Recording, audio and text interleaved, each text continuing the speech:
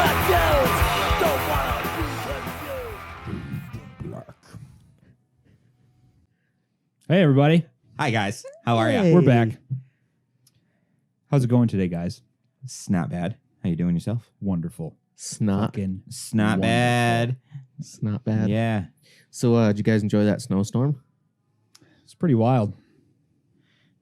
That adds that adds context to the story though, because I guess where there's always snow and we are in idiots in upstate New York, Yeah.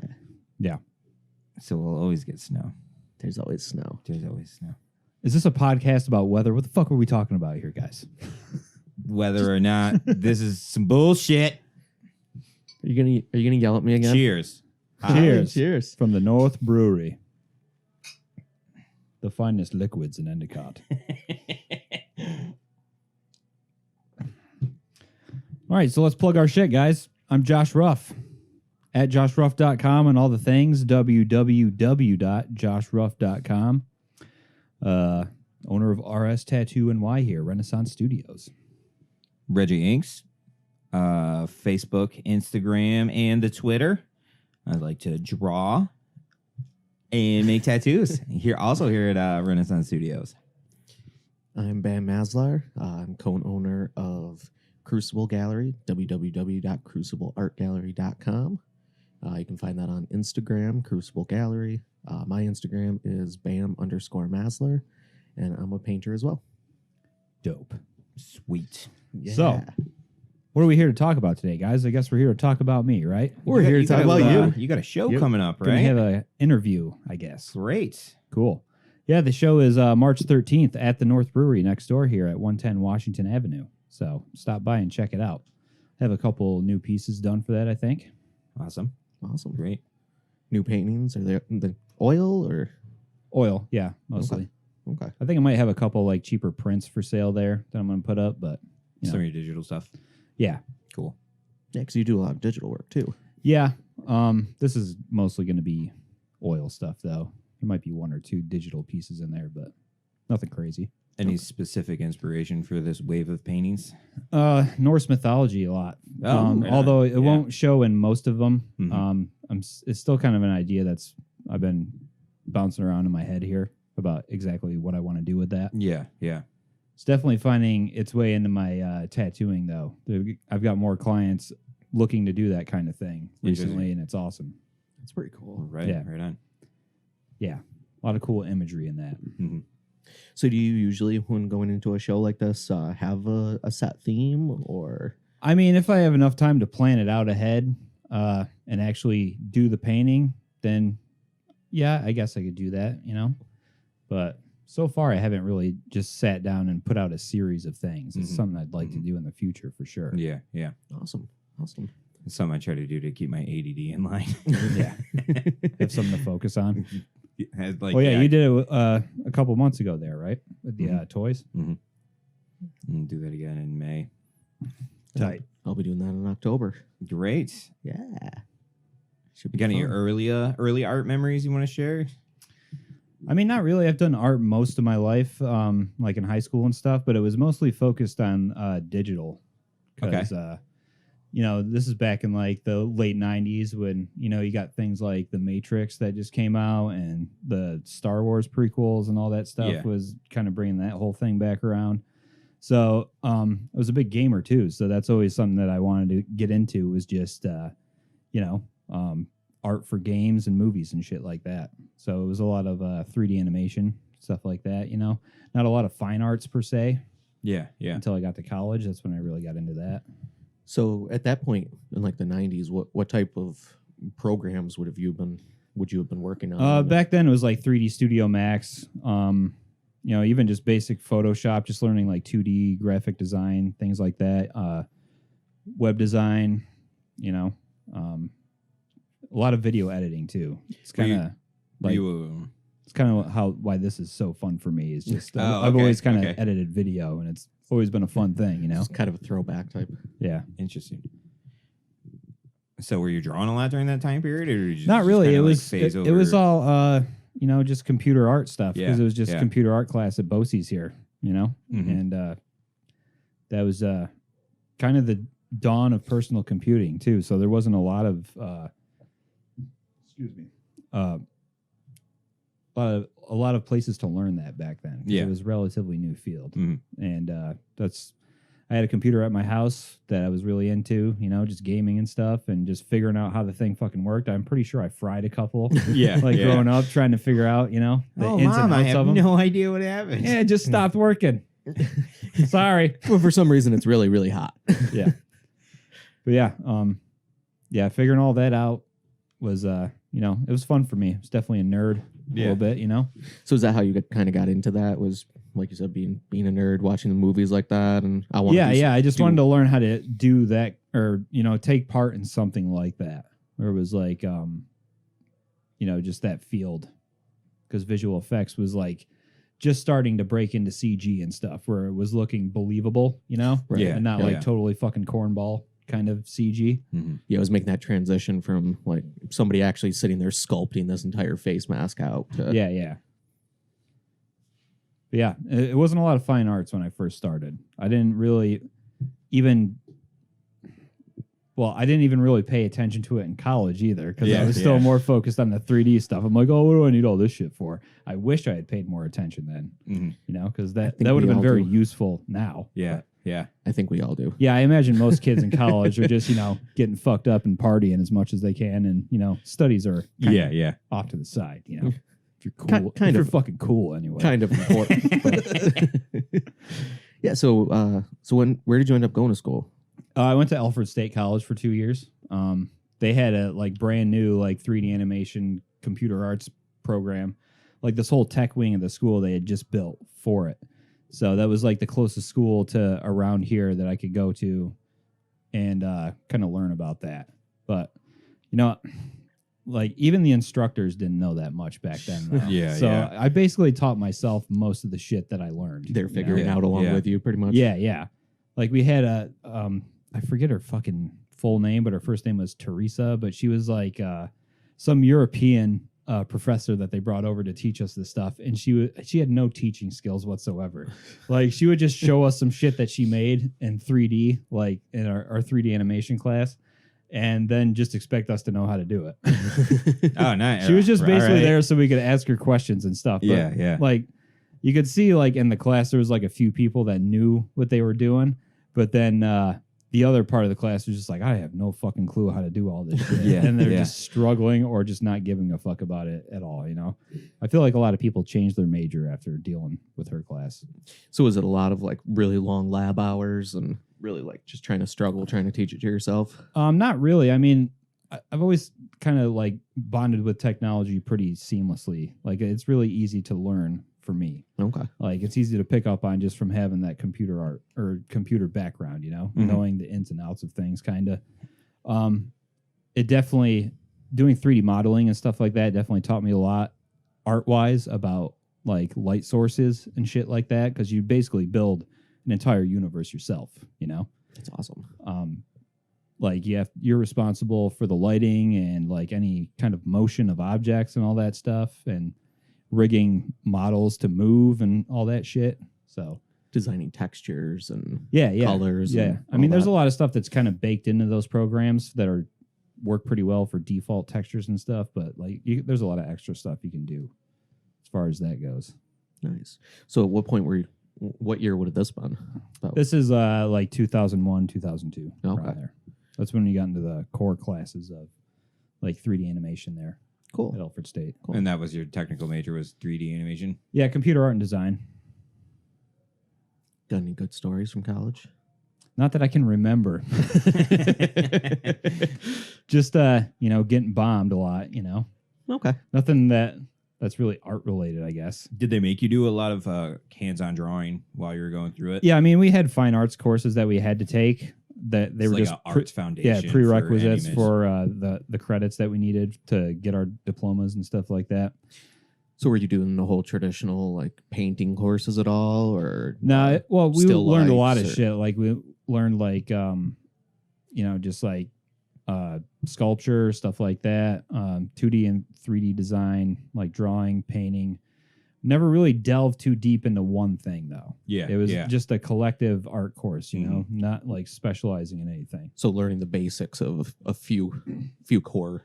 Yeah, I mean, we did like a lot of life drawing and stuff like that, but that was like the only consistent thing through that. Cool. So, and then you graduated from there, right? Well, technically, I graduated from our Yale by the jail here, BCC. Oh, okay. Oh, yeah. Because I had to make up a bunch of credits that I fucked up from not going to class. Yeah. Because booze. All right, then. Yeah. So, But I mean, technically, yeah, I did get one from Alfred State because they just transfer the credits back there, you know? Well, that's what I meant. So you left there with an associate's. And Yeah, then, yeah, associates. And then what did you do at that point, pretty much? Totally got away from computers because I was sick of them. And just ended up working with them in like, you know, an office job until I discovered tattooing pretty much. Mm-hmm. So how did that come about? I mean, that sounds like almost completely different than starting with computers. Yeah, it's definitely more hands-on, you know. Oh, yeah. But like it started let's see here. Let me see if I can remember. It was around like late 2005, I think. I was playing in a bunch of death metal bands around here at the time. Because I kind of went from doing art to music instead for a while. Like I had always played guitar a lot. Okay. So that was my main focus after I got out of school, just because I didn't really want to do or go to school again to get more credits to eventually move somewhere and get a job in that industry. I was just over the whole idea of that. Yeah. So, yeah, just through playing metal with people and stuff, I met Brian Barrett, who was a tattooer around here at one point, and kind of like we were good friends. Played in the same band for a while, and he was opening a tattoo studio around here called Barrett All Tattoo around 2005, 2006. And I was looking to get tattooed. I had been tattooed already, and really thought that it would be a cool career path, you know, because like the first time I got tattooed, I'm like, man, this is pretty cool. I think I could do this. Yeah, yeah. You know, if I really like got into it and, you know, committed myself to it. And I got that opportunity with Brian because like he was opening a shop and stuff and needed a website. So I'm like, hey, I know how to do graphic design. So how about I'll just build you a website and you can tattoo me for it or something. And then it kind of evolved into a apprenticeship here in Endicott. That's awesome. Nice. Yeah. So how long did you apprentice for then? It was probably about, 6 months Okay. ish, maybe a little longer than that. It's hard to say exactly when it was over, Yeah. Because Right. I don't That's think true. any tattooer, when they come out of that, like really feels they're ready, or considers themselves an artist. That it's officially apprenticeship over. I'm now full time. Yeah, any good one anyway, True. But yeah, that was 2006. That's when I just started tattooing full time. Nice. Yeah. So at this point, were you really into painting or anything like that? or No, I still didn't. just- I didn't really get into painting until probably about a year or two into tattooing. Once I realized that I could benefit a lot from actually learning that skill set. Yeah. Because it transfers over to your work. Mhm. Your entire body of work. Every kind of medium kind of goes hand in hand. Right. So your earlier tattoos, were they a lot of hand drawn pieces or were Yeah, were you yeah, like really predominantly. Yeah. Okay. It was kind of me just trying to find direction though. Like I always wanted to do like just black and gray horror, Mhm. but I did like experiment with color for quite a large part of my career as a tattooer too, and that was definitely I think a result of being a painter, like and just learning about color more. Yeah. Cool. So at what point do you end up in Arizona, right? Because you tattooed out there for a little bit? Yeah. I moved out there 2007. Yeah, for a year. Cool. Then moved back. But yeah, that was a good time, like in my career, just because there wasn't a lot of work to be done here at the time, because I kind of like went full time tattooer like in the slow season, like in my first year of tattooing. So I'm like doing like maybe 1 or 2 a week, Once I got out to Arizona, it's just started picking back up, and I was in a street shop. So I'm just like, doing flash all the fucking time. Yeah, somebody just pushing walk-ins on you. fucking Bammer tats all day. Lots of Kelseys and Karens and fucking, Yeah. Kyle. yeah, for sure. Is this far too early for infinity symbols? Yeah, this is before that trend happened. Oh, okay. I mean, I'm pretty sure I did some, but it wasn't like everybody was fucking getting them. It wasn't every third tattoo. Yeah. So is there any like specific one that was the popular one from then?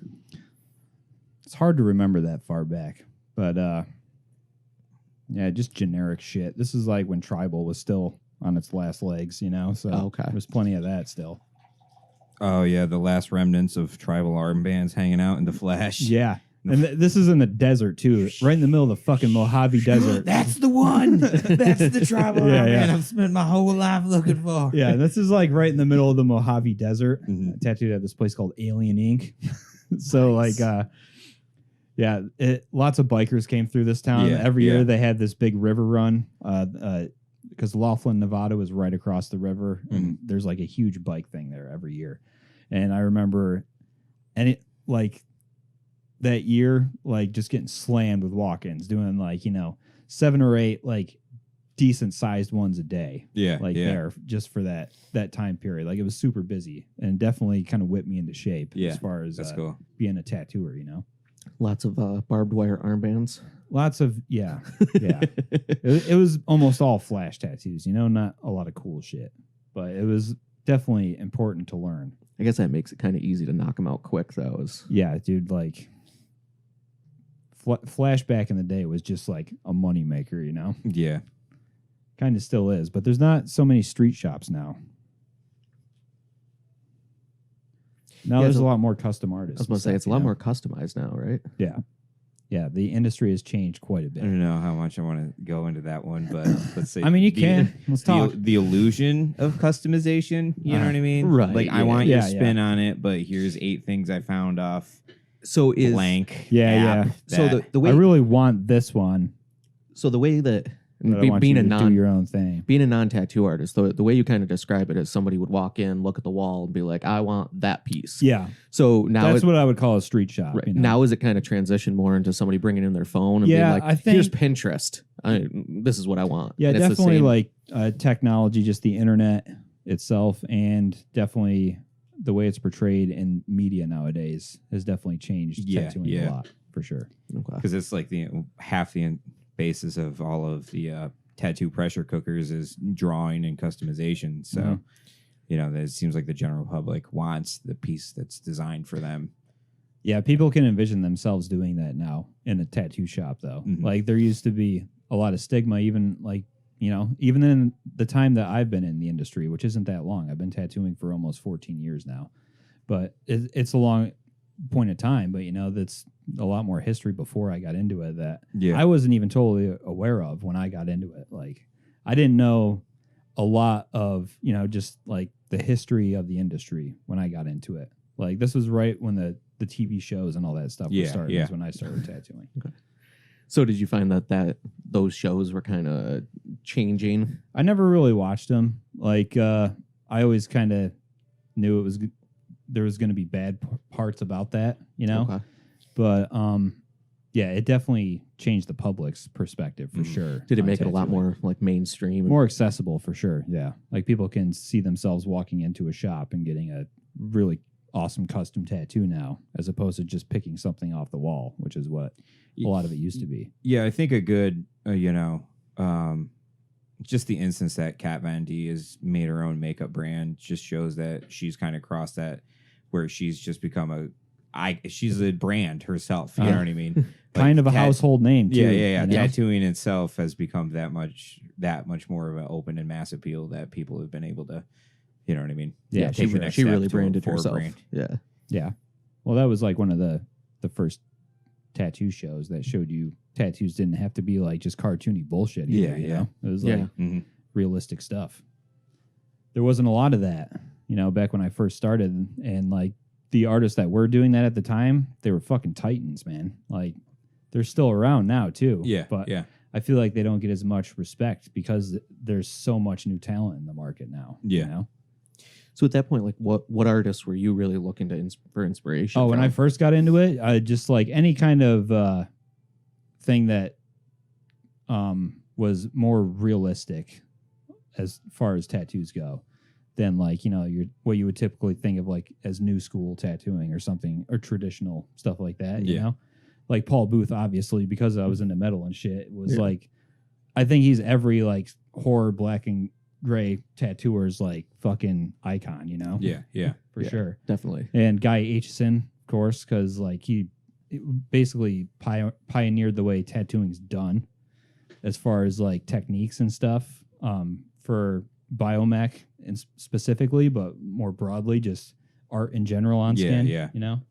So it's also pushing for the knowledge to be out there. Yeah, making, yeah. Like, at He's least definitely an educator, one of the best. his textbooks pricey, but you can still buy it. Yeah, you know? It's reinventing still the tattoo still is like accessible the for- fucking Bible of tattooing. You know? Like, kind of want to flip through that one again now. I remember reading it through like maybe a year deep. yeah, but we have to it read here. I have the DVD for it. Yeah, too. yeah. It's fucking awesome. Awesome. What were you gonna say? Do you have a question? So, at what point did you start going down the realm of like bio and stuff? Or was that always something that you kind of started with as well? I think that was just seeing like different kinds of tattoos in the industry at the time, and like seeing guys' tattoos were like one of the first like experiences with biomech that I've seen. You know, obviously besides seeing like Giger and stuff, you know, back in the day. But that was like the first time I saw it in tattoo form. I'm just like, wow, this shit looks fucking awesome. Like, I didn't know tattoos could look like this. Yeah. You know, it was the same way with Paul Booth, like any of those tattoo titans from back in the day, you know?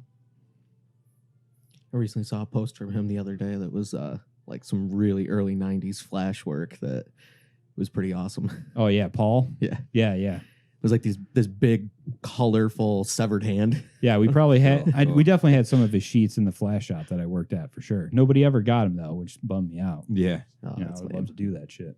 That's lame. I'd still love to tattoo some old school Booth flash. That'd be fun. But yeah. Yeah, so why don't we take a look at some of your work? Here's my website, joshruff.com. What do you guys want to look at? Anything specific? You got any paintings posted? Yeah, I You can gotta click through some.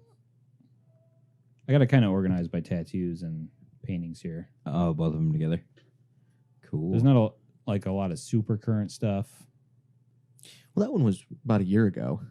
Yeah, You did that one for a little Crucible. over a year ago. Yeah, Yeah, you did that for our opening show at Crucible Gallery. So Yeah, kind of an ode to Frazetta here. I noticed that your style is starting to go more along those lines. Is that somebody that you're really looking up to and finding inspiration from now? Or Well, I'll tell a story real quick. There was like, my dad had this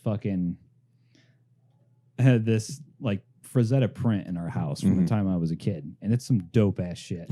It's like he won it at a fucking fair. Like he was gonna throw it out one day, and I'm just like, no, I'm taking that with me wherever the fuck I go. I'm taking that with me. And it's like this fucking painting of it's called Cain Upon the Golden Sea, I think is the name of the painting. But it's just this Viking on a fucking ship, like with a fucking axe in his hand, you know, just like staring out the fucking front of the ship. It's pretty dope. Nice. But like that kind of, I think, made an impression on me when I was young because it was hanging up in our house, and I'm just like, wow, this is a really cool artwork, man. Yeah. Yeah. not exactly. If I ever something did it like art, like ultimately my goal would to do art like that caliber, you know, that level of art. So it's always been kind of a thing for me. So just kind of push realism and fantasy and stuff like that, Yeah. you know? Yeah. Okay. I've always been into that, like painters like Boris Vallejo, Julie Bell, like a lot of those, you know, book cover artists from the fucking 70s and 80s. Yeah. Like, yeah.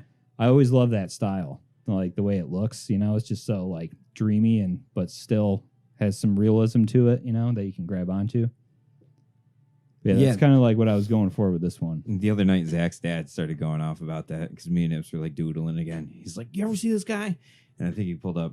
He was like a Frazetta clone, but I think his name was like Ken Kelly. Oh yeah, But they Ken were all- Kelly's yeah, another. They were great all like illustrator awesome. from They that were time like, I was like, period. "Whoa, look Yeah. at that!" Yeah, dude. Like the Curse of the Blue Sphinx, some weird stuff like that. Were you Yeah. there? When his I wasn't dad there was for like- that. No, but I He know. was trying to get I us know. to identify like. See, I love that whole period in the 80s art wise, you know, because there was like all that shit like Red Sonja and fucking Conan and all that stuff. Yeah, yeah.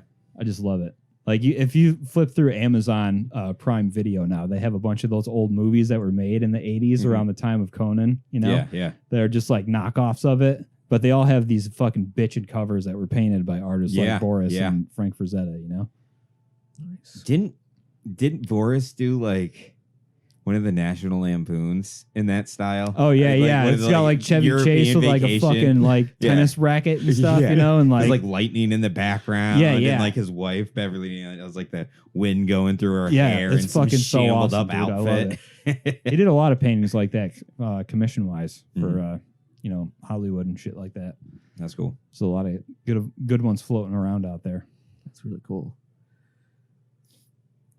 Any other painters you want to talk about? Any other inspirations? I mean, most of my painting influencers are definitely from this genre, Yeah. like our concept art, like video game concept art, and just fantasy art in general. Cool. Like Anthony Jones is a pretty awesome like digital painter Okay. that I'm a huge fan of. He does work for like Blizzard and stuff like Yeah, that, you know. He also like has his own thing. I think you know, shout out to Anthony Jones, Robot Pencil on Instagram. Cool. Yeah, he's awesome. Like there's a million dudes I could name. So at this point, were you also doing a lot of digital too, while also tattooing? Well, So that kind of painting- came like later in my tattooing career, actually. Oh, If you guys want to talk about some of that? So you Pull some of that revisited up. digital stuff? later on. Well, because the technology didn't really get to a point where you could like draw on a screen. Yeah. You know? Yeah. Or that wasn't accessible to most people unless you had a lot of money. Yeah. or were, The first version of the Wacom with the screens, weren't they like 2K plus? There's still that much, but like I'm an adult now, so I can afford stuff if I want to save up for it, you know. But like, yeah, I mean, like this is a older digital one, Oh, sweet. 2013. Mm-hmm. I think that's one of the first ones I saw of yours. Yeah, I mean, I definitely did stuff before this. I don't think I have it on here. Maybe I can click through it. Okay, this was a pretty big moment for me in my tattooing career. I think this was 2009, the beginning of 2009. Dan Hazleton was another tattooer that I really got into. As soon as I saw guys work back in the day, Dan was also like some of his work popped up because he had this like immediately identifiable style, like the way he does skulls and stuff like that for his tattoos and just his art in general.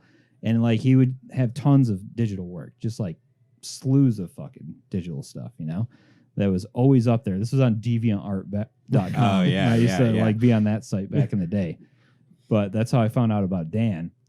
And eventually I ended up doing a digital collaboration with him, and this was it. Like we did this in 2009, and it was really fun working with him. We've done like one more since then.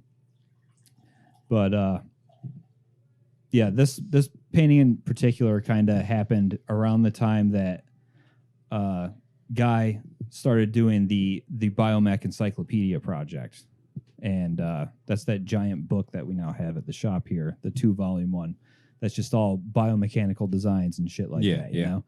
And I because of this painting and because of Dan, like I got to get in on that. And that was a huge fucking thing for me. Yeah, because you got it's like right up. all of a sudden I'm drawing with all these tattooers that I looked up to and just admired their work, you know? Mm-hmm. So every day I was like, we had this group online on Flickr where you would just post a drawing and somebody would, you know, log it out basically and then do another pass on it and then repost it.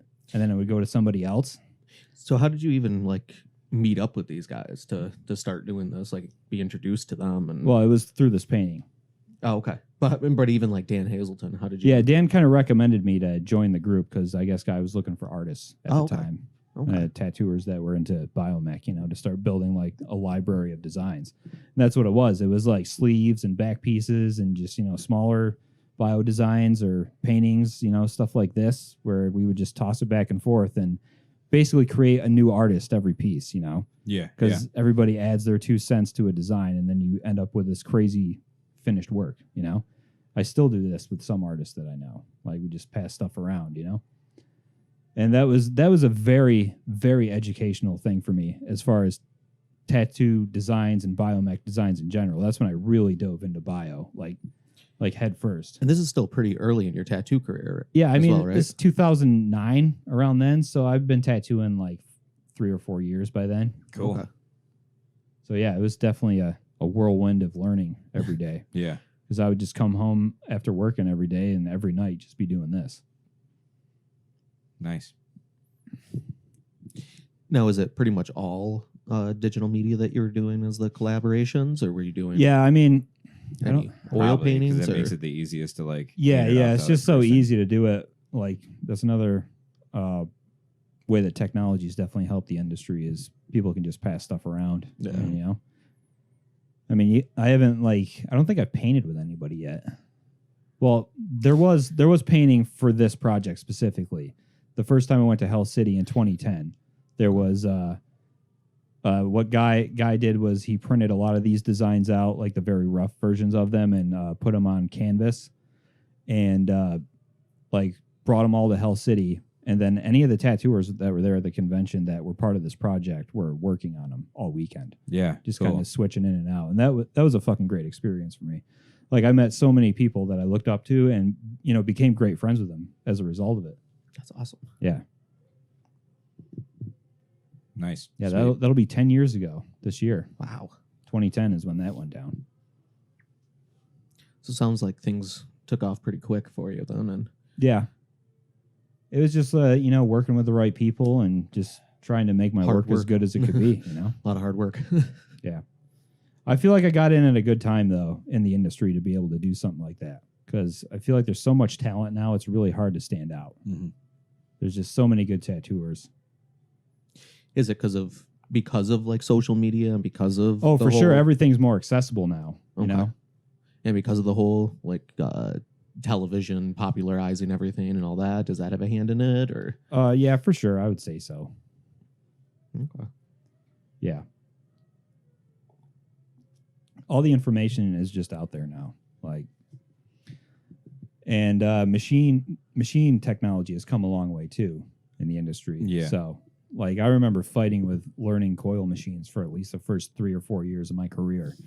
Then, like, as soon as I got a rotary, I'm like, oh, I don't have to worry about all that shit anymore. This thing just works all the time. Yeah. Which, I mean, there is something to be said for a nice coil machine, though.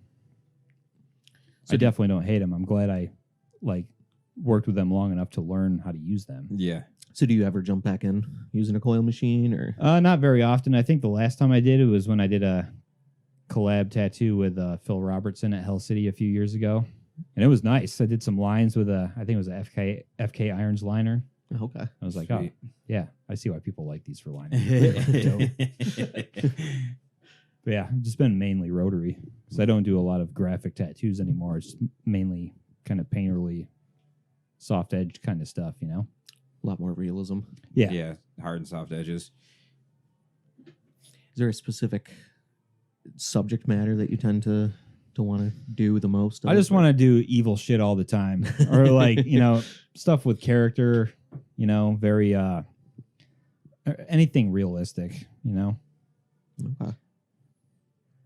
I am kind of like veering lately towards like more just drawing my own shit, instead of like, because there's a lot of use of photo reference now too that comes with the internet. Yeah. And I definitely do that a lot. Like, I think that's part of like the pitfall of being a tattooer is just not having the time to really pour your soul into every fucking drawing that you do. Yeah. Especially if it's like a super rendered realistic thing. Mm-hmm. Because, I mean, let's face it, who has the time to, draw a realistic portrait and then tattoo it, every fucking tattoo? Yeah, If you got every that day. Every fucking day.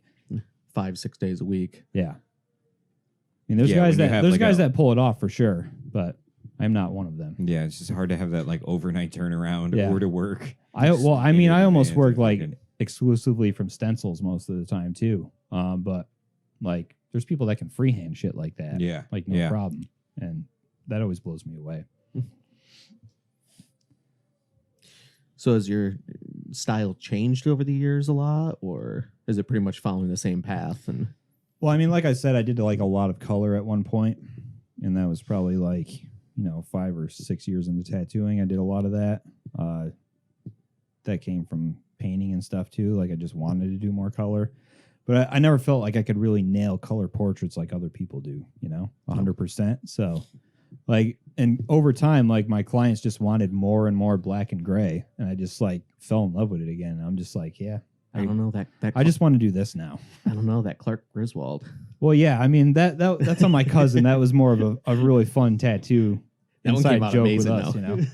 Yeah, I mean, but I don't like, I feel like something like that, you got to do it consistently to get really good at it. Like if you want to tattoo like Nico Hurtado, or Paul Acker or any of these like really awesome color realism dudes, I feel like I would have to be doing that every day. Mm-hmm. I mean, I feel like I could get to that level, but like I would need to do that every single fucking day to where my fucking skill set with color is just so sharp that that I can pull that off and be proud of it every time. I feel like I'm there with black and gray. That's why I kind of stick to black and gray.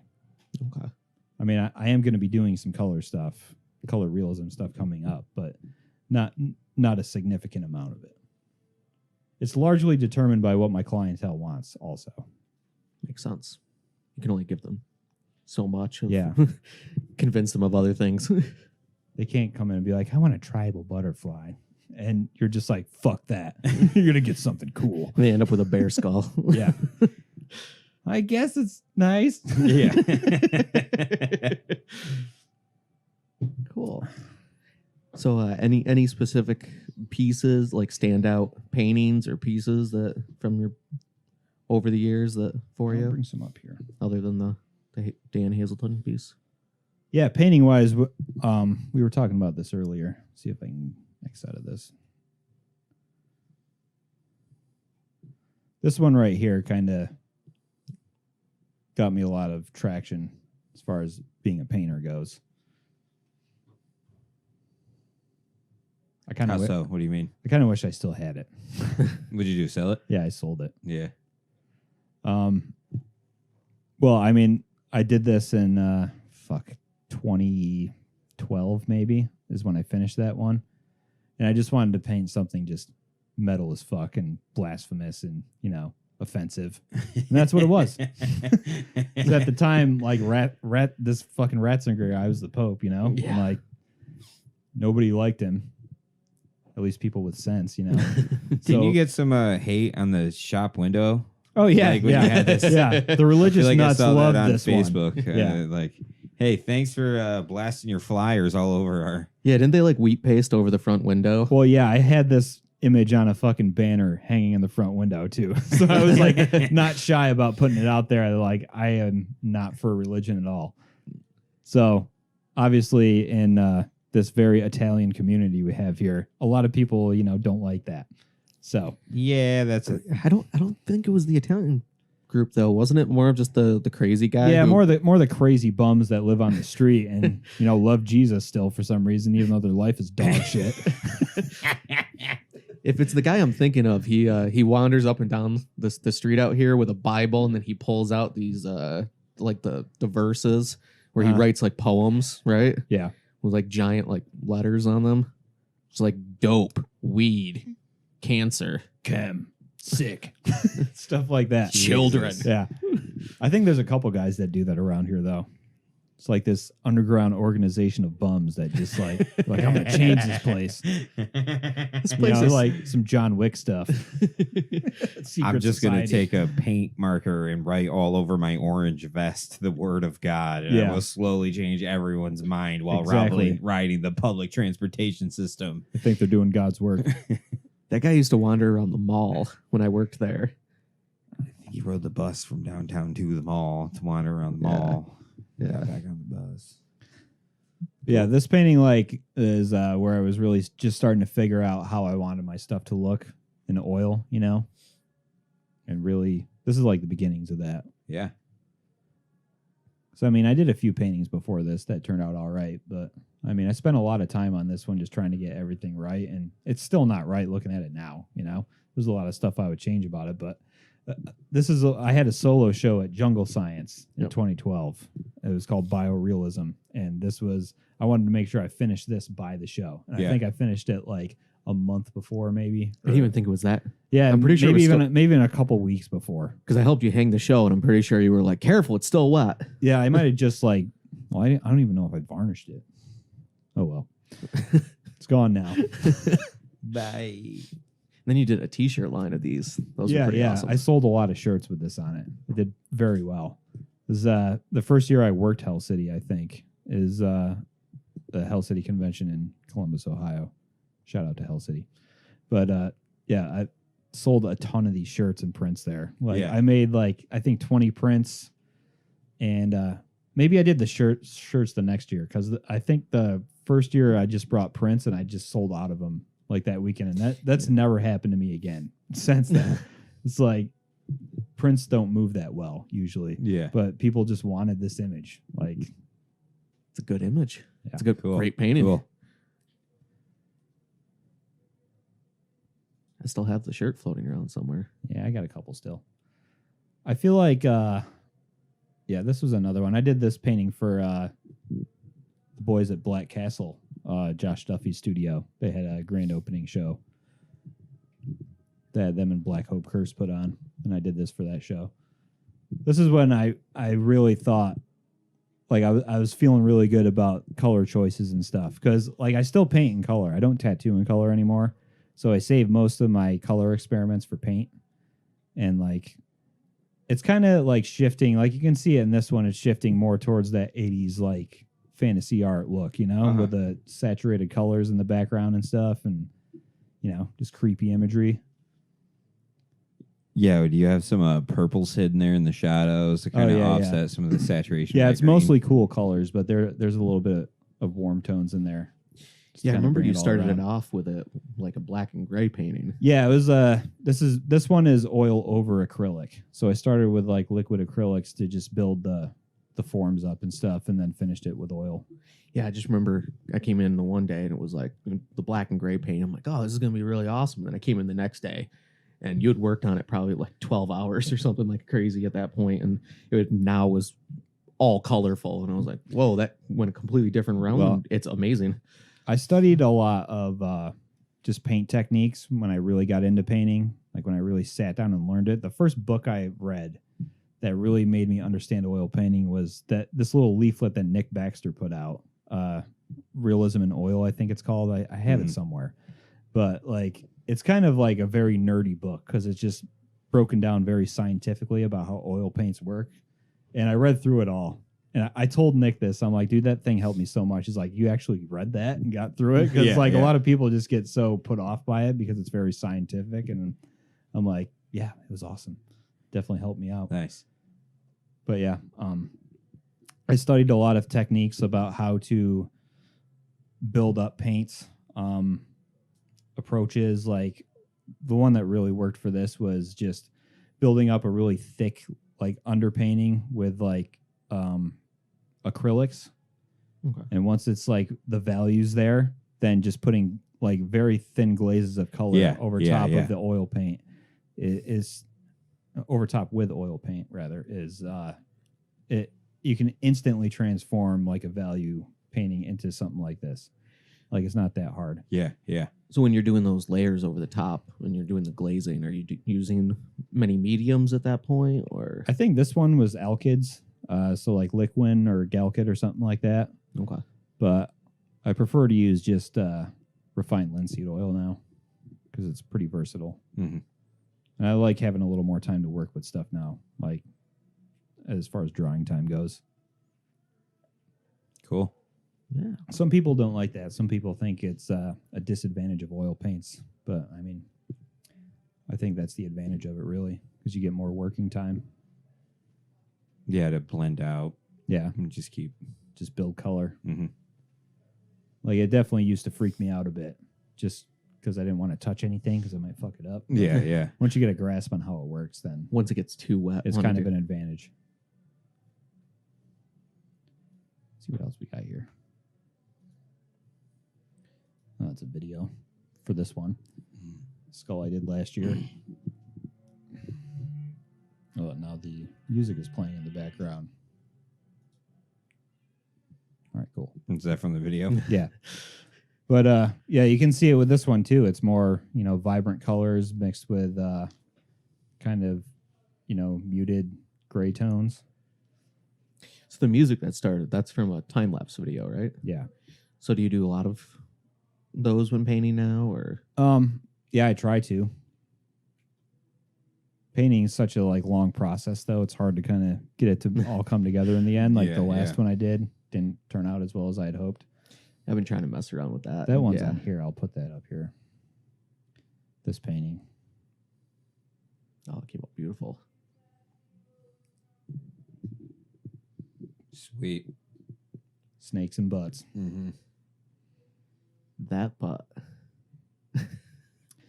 Yeah, this is kind of my computer art background working into this one, because this model is actually computer generated, and then I just drew based off that, created my own reference for it. Yeah, yeah.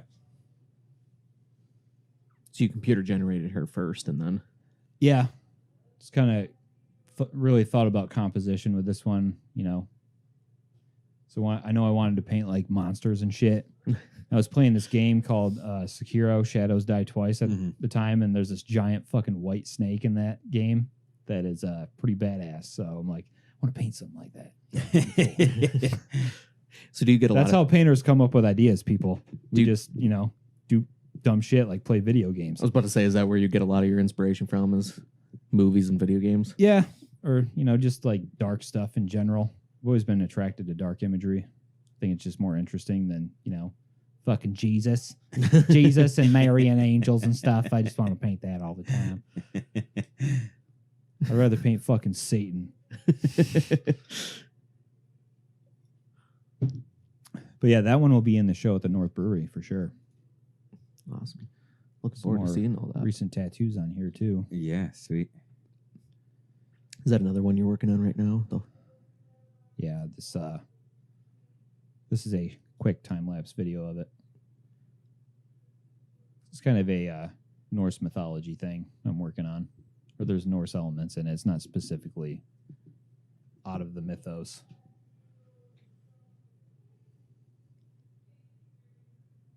Cool. Yeah. But yeah, that's where we're at, guys. Sweet. Awesome.